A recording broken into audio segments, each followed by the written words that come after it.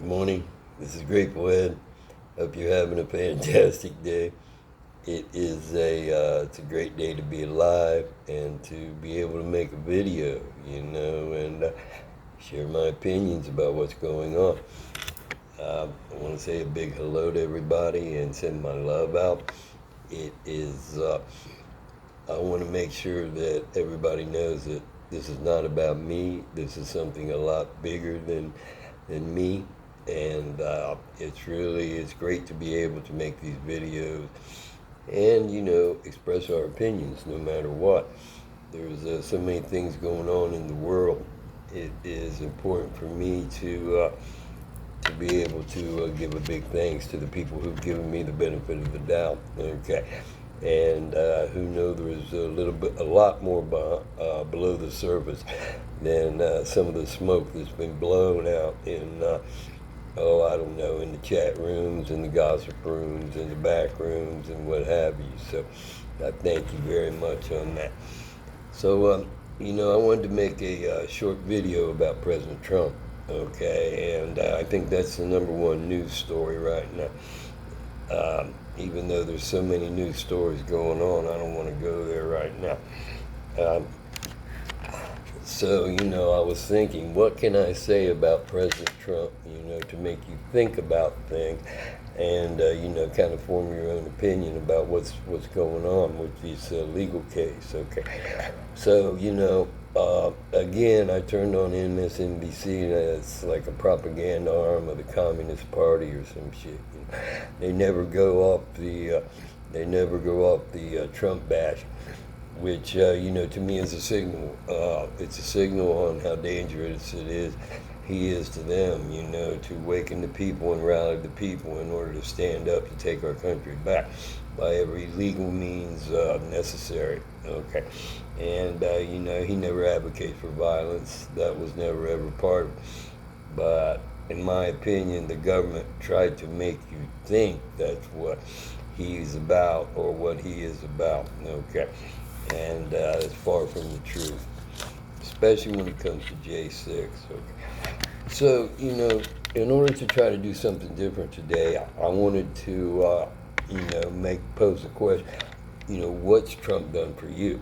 Okay, so I keep talking about or mentioning the fact that when I was coming out of surgery, I used to see President Trump on Fox and Friends every Friday, I think. Okay, and he had a segment where he would call in and give his opinion. Okay, and the things that he was saying were very poignant, but they made sense to me. Okay, they made sense through all the confusion that I was going through, not only with my life, but the confusion that the country had been put in, ever since 9/11. Well, for longer than that, but I'm saying, during our little time here, the past 20 years or so, ever since 9/11, and that morphed into, Obama's administration. Okay. So I posed the question, what's Trump done for you? Okay.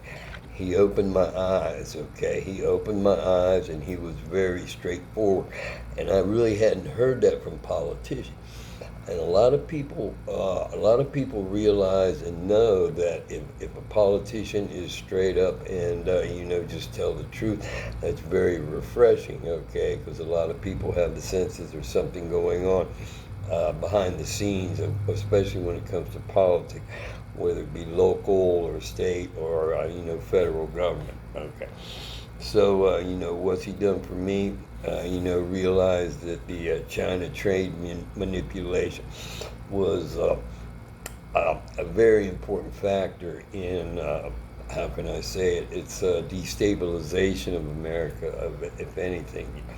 And, with my experience, I tied that back to growing up in the Rust Belt, okay, number one, and seeing how vibrant the community was back then when everybody was working, when we had the manufacturing base, and how strong our economies were, and knowing that, how can I say that? Okay, seeing the change through NAFTA, okay, and the introduction of the Rust Belt, okay. and the devastation, not only on the economy, but in the community and in the families. Okay, um, so that was a destabilization, if you will, of America. Um, the other thing was, and I talk about a lot, is the currency manipulation. Okay, he hammered that home, and that made so much sense to me because I know how much more value that you can get off the dollar if China was manipulating their currency and holding it down. Okay, so that gives them that much more buying power in order to buy out politicians, in order to buy out ports all around the world. Okay, and to how can I say, try to achieve their bigger goal of the Silk Road Initiative. Okay, so but the other thing is with let's see, yeah, he's not afraid to criticize the politicians, and also to stand up for the basic American values. Okay, and that is our country and what we were founded on, and freedom of religion, freedom of speech, Second Amendment, the right to bear arms, these basic things, to where the pop culture and the media tried to dummy that down or dilute that in order to make us think that these things were not needed, and the founding fathers didn't know what they were talking about. Okay, so okay, the other thing is that a big deal about patriotism and loving your country. Okay, so while the Obama and pop culture and the news and all these uh, fashion, pop culture, and all these things are going on, he basically reawakened the American public in order to stand up together to defend our country, and also bring home the point that it's not just about going after him, it's going after us. When they're out to capture hearts and minds, that means destabilizing America. Okay? And it's really refreshing and rejuvenating to know he was elected president and re-energize that type of love of country, basically, and patriotism. Okay. And what else did he do? Personally, what I take away from was